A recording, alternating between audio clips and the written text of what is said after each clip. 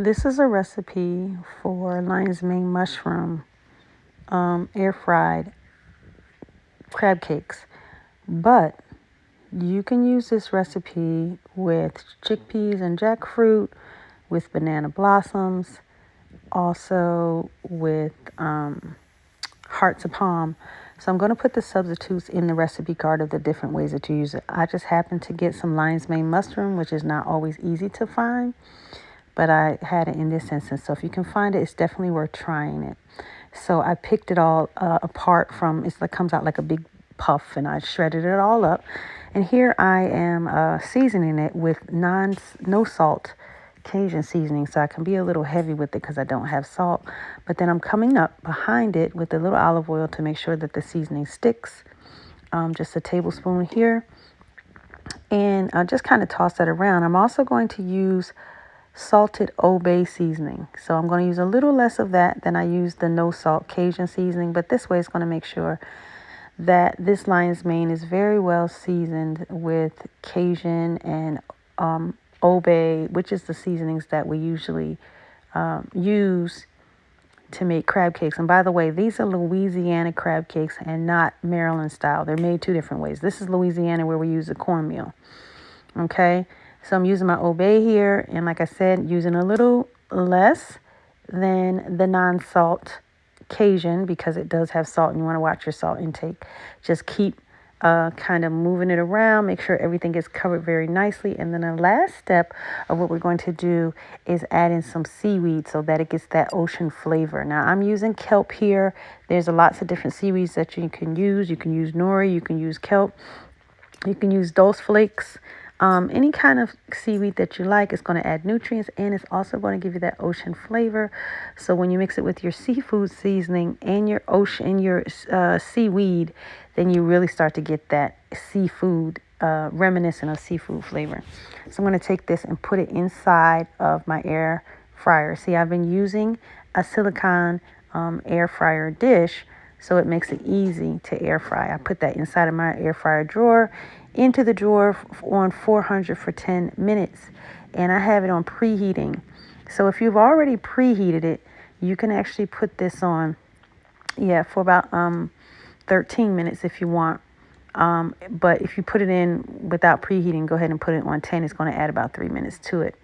Now, while this is getting nice and crispy, because I want mine to be crispy to give the crab cakes some texture, I'm going on and I am blending in 3 mini carrots, 2 celery, an onion, and I'm just going to mix that down so that it gives flavor. You might prefer to chop yours. I like to mince mine really down good so that it acts as a flavor agent in addition to the vegetables. So the smaller that it gets, the more that every bite's going to get a little bit of flavor.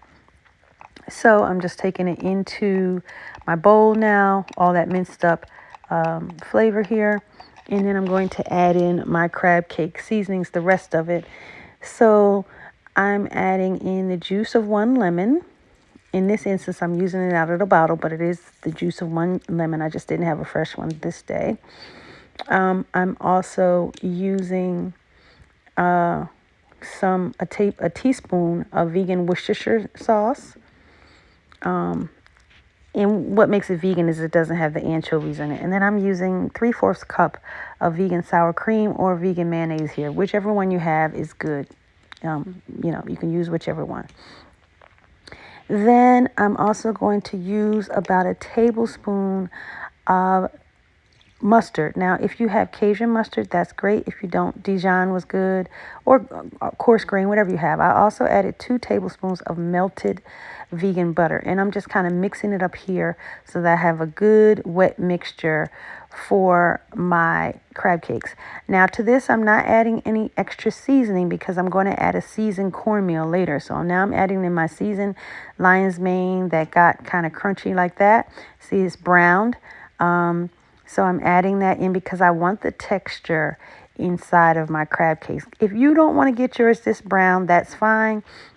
But I added in 2 ways. So then I add in another 1/2 cup of raw lion's mane, and then a cup of prepared fish fry seasoning. When I say prepared, it's already seasoned. So that's what I did here. And if you want to make your own, I'll give you the recipe on how to make your own. But this one is easy, just to do the prepared fish fry seasoning. And I'm adding it in slowly, so piece by piece, just to make sure that I'm not making it too dry, or it's, so because sometimes you don't know what's going on with the liquid. So just add it in slowly. If it starts to feel a little bit too dry, then don't put the whole cup in, because you just never know about your mayonnaise and your juice and all that kind of stuff. So you want it to look like this, and you go ahead and I'm using here a brown piece of parchment, because I want the air to get to my crab cakes and make them crispy. So I love this brown parchment paper. It really helps with that. So I'm just kind of forming them into crab cakes. I'm not covering them with anything because I already have the cornmeal inside. Then when I get halfway through, I put them on 400 for 10 minutes again. And when I get about halfway through, about 5 minutes, then I went on and I flipped them. I went back inside and I flipped them so both sides would be crispy.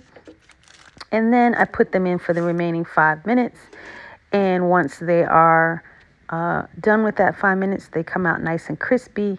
And then you can just let them sit for a minute to set up while you prepare your grits or whatever you're going to make them with. In this instance, I used a salad.